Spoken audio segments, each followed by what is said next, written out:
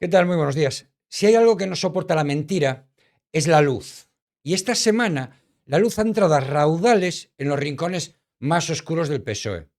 Ha entrado en los coches aparcados en gasolineras, en las oficinas donde se repartían contratos, en los móviles donde se pactaban mordidas y en las bocas de los que por fin han empezado a hablar.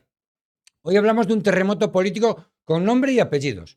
Santos Cerdán, Koldo García, José Luis Ábalos y sí, Pedro Sánchez. Porque lo que está estallando no es una simple crisis, es una trama de corrupción con ramificaciones dentro del gobierno.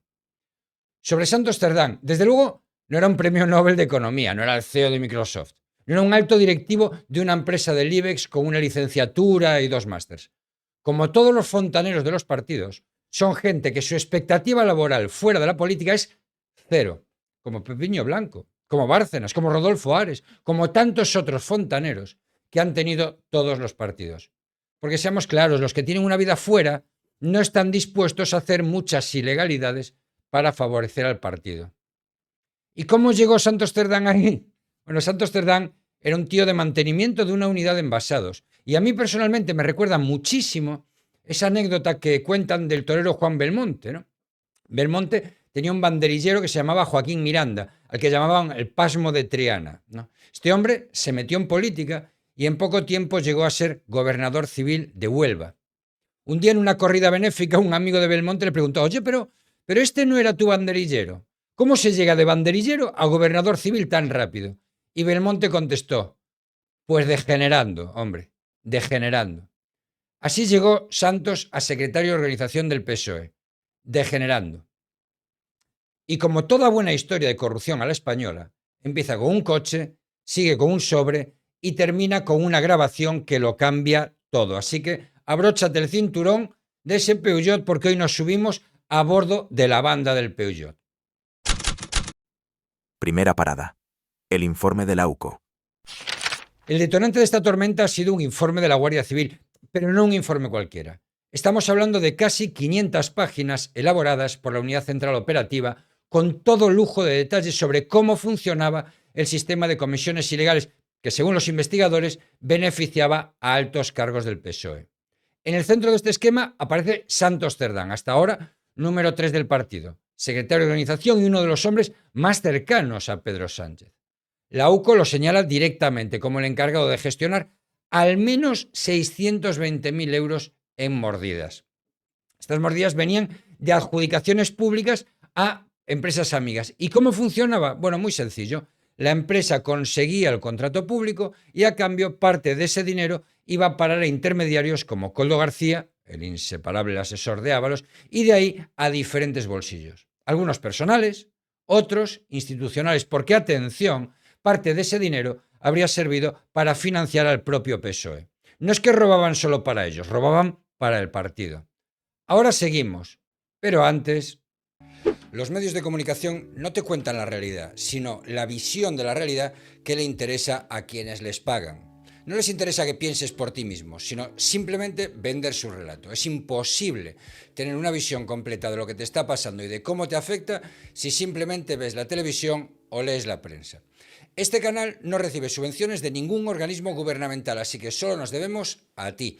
Si quieres estar enterado de las acciones con las que te castiga el gobierno, con un enfoque jurídico, un poquito de mala leche, eso sí, y un mucho de retranca gallega, este es tu canal. Suscríbete, activa las notificaciones y así no te perderás ninguno de nuestros vídeos. Y ahora sí, continuamos. Segunda parada. La banda del Peugeot.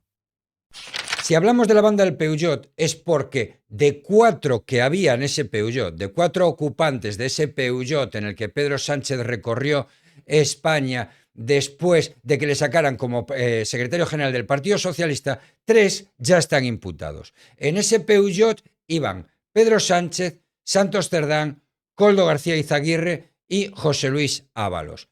Lo que nos intentan convencer es de que uno de los 4, y precisamente el número 1, Pedro Sánchez, era el que no estaba implicado y que no sabía lo que estaban haciendo los otros 3.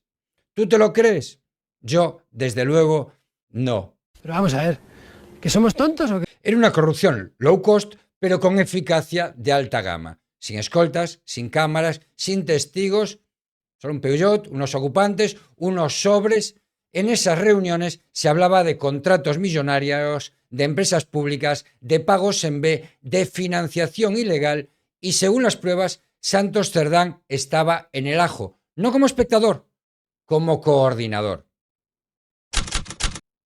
Tercera parada, la financiación del PSOE.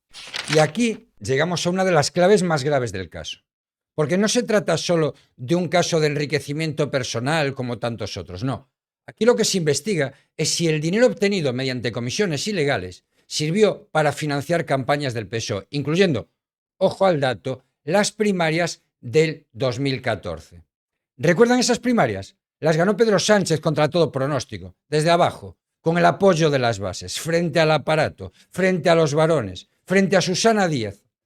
Fue el nacimiento del sanchismo. Pues bien, el informe sugiere que parte de ese triunfo pudo estar impulsado por dinero negro. Dinero procedente de contratos públicos amañados. Dinero que salió de las arcas del Estado y acabó en mítines, pancartas, alquileres de salas y autobuses. Si eso se confirma, no estamos ante un escándalo, estamos ante la piedra angular del actual poder político en España, puesta con cemento de corrupción. Cuarta parada, la dimisión de Cerdán. El jueves por la mañana, Santos Cerdán dimitió, renunció a todos sus cargos en el PSOE. También dejó su escaño en el Congreso. La carta de renuncia hablaba del daño causado al presidente y al partido. Ni una palabra de autocrítica, ni una línea para los ciudadanos, ni una disculpa. Pero la jugada no fue solo política, fue también jurídica. Al dejar el escaño, Cerdán evita que el Tribunal Supremo tenga que pedir un suplicatorio para investigarlo. Ahora podrá declarar sin el paraguas del aforamiento. Y eso en términos legales le puede convenir, porque puede incluso ir a un juicio diferente del de Ábalos junto con Koldo. Puede venirle muy bien jurídicamente. La dimisión no fue un acto de honor, fue un movimiento defensivo, una retirada estratégica. Dejadme comentaros que este vídeo está patrocinado por Procis, la marca líder en comida saludable y suplementación deportiva. Yo estoy comiendo cada día uno de sus platos preparados y la verdad es que es una solución fantástica, que no solo tienen proteína y suplementos.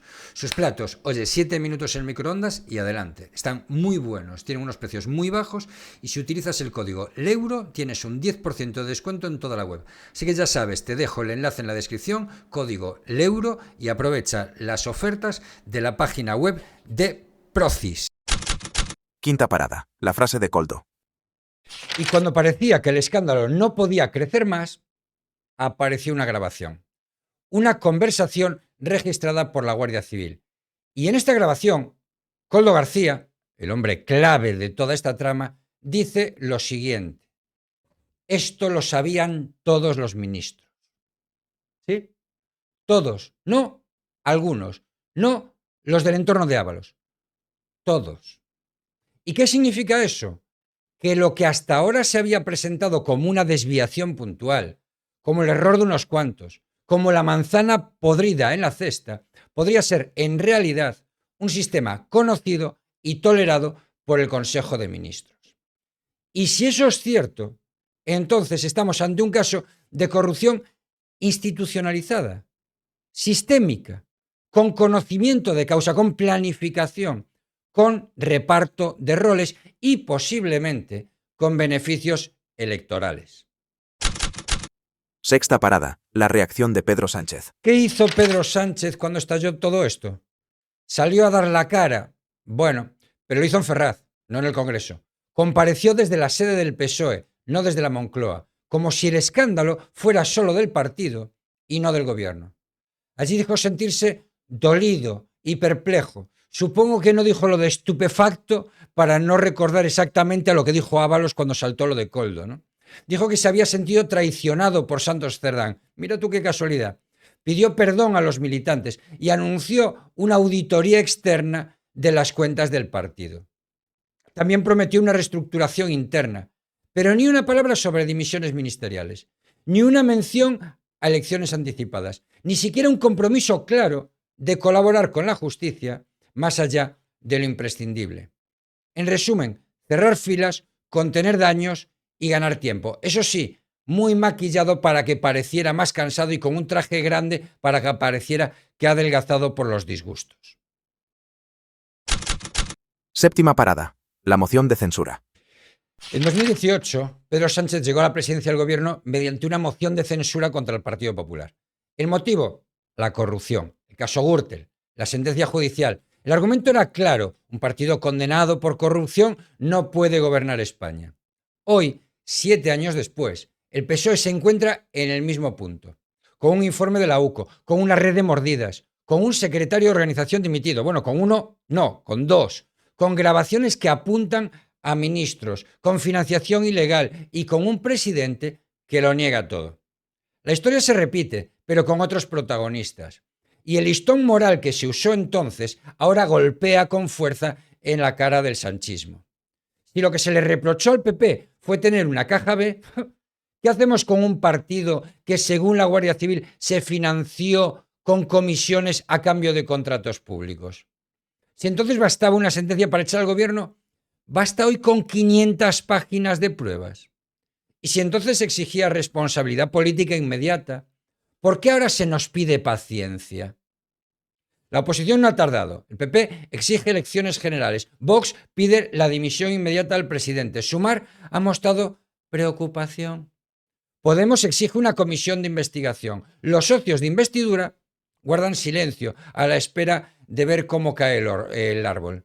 Y en el PSOE, silencio, nerviosismo, reuniones a puerta cerrada, declaraciones templadas, esperando que el temporal amaine. Pero el temporal no amaina, va a más. Cada nueva filtración, cada nuevo dato, cada nueva grabación ahonda en el agujero. Y ahora el calendario judicial se acelera. Santos Cerdán ha sido citado para declarar. Koldo y Ábalos siguen imputados. La Fiscalía podría actuar de oficio en las próximas semanas si se confirma el uso de fondos públicos en la financiación del PSOE. Y si hay fondos europeos, la Fiscalía Europea también podría entrar aquí. Y la auditoría externa, si es que se hace de verdad, puede convertirse en un boomerang aún más letal. Aunque también te digo, mostrar una auditoría de tus cuentas A para decir que no hay cuentas B es como mostrar tu libro de familia para decir que no has sido infiel. No tiene sentido. Pero lo importante no es lo que haga la justicia, lo importante es qué hará la política ahora. Y ahí Pedro Sánchez tiene dos opciones. O toma decisiones drásticas o se convierte en el protagonista único del mayor caso de hipocresía institucional en las últimas décadas. Porque quien llegó al poder denunciando corrupción no puede quedarse sentado mientras estalla la suya.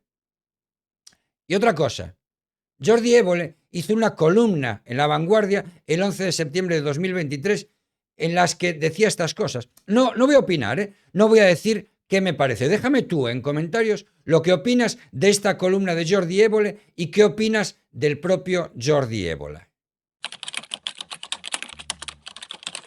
Si los catalanes tenemos memoria y somos justos, algún día, en algún pueblo o ciudad catalana, podremos transitar por la calle de Santos Cerdán. Un español medio, que tiene cara de levantarse temprano y montarse en el autobús que lo lleva a la SEAT y que ha aniquilado el discurso indepe de que España es un estado fascista, con una democracia fake, fruto de una transición errática. Si dejan trabajar a políticos como Santos Cerdán, la sangre no llegará al río. Hay columnas que envejecen muy mal, ¿verdad? Y este es el final del trayecto, el Peugeot presidencial. Así termina el viaje de hoy, en el mismo coche donde empezó todo. Un Peugeot discreto, un sobre, un apretón de manos, un contrato, un partido que lo sabía y un presidente que o no sabía nada o no quiso saberlo. Y si eso es así, entonces hay que preguntarse, ¿quién está realmente gobernando este país que no se entera de nada? Poco más, si has llegado hasta aquí, supongo que es que te ha gustado el vídeo, así que dale like, ese pulgar hacia arriba que ayuda a que el algoritmo de YouTube nos posicione. Muchísimas gracias a todos los que me apoyéis por Bizum, hoy especialmente a Ángela, a todos los que me apoyéis por Twitch, a los que me apoyéis por Kik, a los que donáis bits, a los que donáis suscripciones y sobre todo muchísimas gracias a todos los miembros del canal, porque sin vosotros no podría hacer nada de esto. Así que un saludo y hasta mañana.